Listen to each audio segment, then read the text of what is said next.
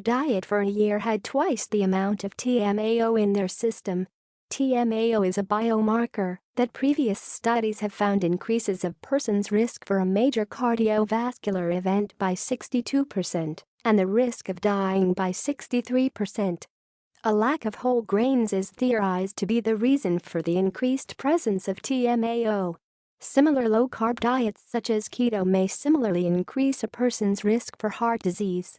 People who follow a paleo diet may have an increased risk for heart disease, a new study reports. Researchers from Australia's Edith Cowan University studied 44 paleo dieters and 47 people who followed a traditional Australian diet for 1 year.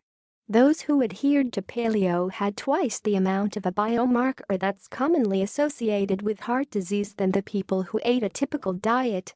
The paleo, or caveman, diet, which followers believe resembles what human ancestors ate in the Paleolithic era 2.5 million to 10,000 years ago, relies heavily on meat, fish, vegetables, nuts, seeds, and some fruits.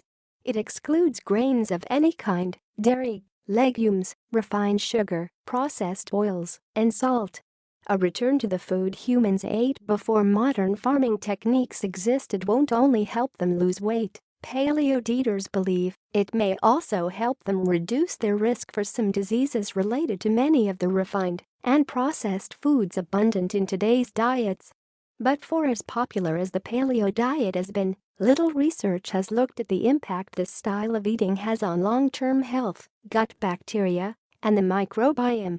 Indeed, the authors of this report, which was published in the European Journal of Nutrition, say it's the first major study to look at just that, how a paleo diet can affect gut bacteria. The investigators measured levels of trimethylamine N-oxide TMAO, an organic compound produced in the gut. Previous research has shown that TMAO is associated with an increased risk of heart disease. A 2017 study found that TMAO increases a person's risk for a major cardiovascular event by 62% and the risk of dying by 63%. The higher levels of TMAO in the bacteria that cause it led the researchers to believe the paleo diet could increase a person's risk for heart disease, a disease that kills 610,000 Americans, trusted source, each year.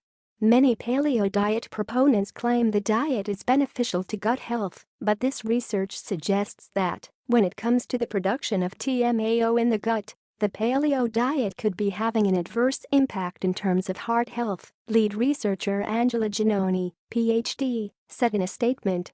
We also found that populations of beneficial bacterial species were lower in the Paleolithic groups, associated with the reduced carbohydrate intake, which may have consequences for other chronic diseases over the long term, she said. But it's not just the increased amount of meat that many paleo dieters eat that Giannoni says is likely responsible for the elevated risk of heart disease. Instead, she and the researchers point to what the dieters aren't eating, specifically whole grains, for the potentially harmful issues. Whole grains in the fiber gap. Whole grains are lauded for their bounty of fiber and nutrients, but whole grains aren't on the menu for most paleo dieters, or, for that matter, anyone following a low-carb diet, including the ketogenic keto diet. The paleo diet excludes all grains, and we know that whole grains are a fantastic source of resistant starch and many other fermentable fibers that are vital to the health of your gut microbiome, Giannoni said. While fiber isn't a flashy nutrient, it's vitally important to health. Indeed, a diet that's rich in fiber can promote better gastrointestinal GI health, reduce the risk for stroke, heart attack, obesity, and type 2 diabetes, and may reduce the risk of some cancers. It also keeps your GI tract moving to help you maintain regular bowel movements. But Americans, and not just those on the paleo or keto diets, are chronically deficient in fiber. Only 5% trusted source of people in the United States meet the minimum fiber recommendations set forth by the Institute of Medicine. Research suggests most people only get about 16 grams trusted source per day. But women should aim to get at least 25 grams of fiber per day. Men should aim for 38 grams. This fiber gap, or the space between what's considered optimal for health and what Americans are actually eating, is a focus of many healthcare providers and nutritionists. That's because it may be one of the easiest ways to promote health and reduce disease and death risk. In fact, a Lancet Review trusted source of more than 240 studies and clinical trials found that transitioning people from a low-fiber diet less than 15 grams per day to a high-fiber diet 25 to 29 grams per day could prevent 13 deaths and 6 cases of heart disease in every 1,000 people. With the booming popularity of new diets that emphasize cutting carbs, even the healthy whole grain ones, this new research points to possible concerns for heart health. How to balance nutrient needs in all diets. Whole grains aren't the only source of fiber. Fruits and vegetables also contain fiber, and not every one of them is marked off the lists of acceptable foods in keto and paleo plans. But it's the type of fiber that's in the whole grains that concerns Rachel Fine, MS, RD, CSSD, CDN, owner of To The Point Nutrition, a nutrition counseling firm in New York City. The fact that paleo restricts whole grains is the biggest concern regarding inadequate fiber intake. Whole grains are particularly high in insoluble fiber, which, unlike soluble fiber, that coming primarily from veggies and fruit, helps to add bulk to stool. This plays a major role improving digestive regularity, Fine said. Some approaches to both keto and paleo diets emphasize leaner, healthier forms of protein, and not red meat, which the researchers in this study point out was a major component of the study participants' diet. This is why I developed Ketotarian, my plant-based ketogenic eating plan, said Will Cole, IFMCP, DC. An author of The Inflammation Spectrum. It focuses on healthy plant-based sources of fat instead of meat and dairy, but allows for heart-healthy, wild-caught fish for pescatarians. This way of eating also encourages more vegetable intake, as it is plant-based to get an essential fiber for a healthy gut, he added.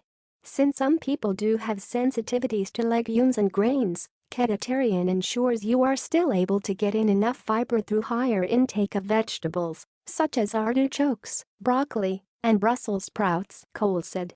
Jed Hedeening, a nutritionist, diabetes educator, and founder of Diabetes Meal Plans, says people following a keto or paleo diet should emphasize the fiber sources that are permitted. A person does not need to eat whole grains to obtain adequate fiber. This is a common misconception, Deaning said. For instance, 1 cup brown rice contains about 3.5 grams of fiber, a half avocado contains around 7 grams, and 1 cup of broccoli contains 2.4 grams.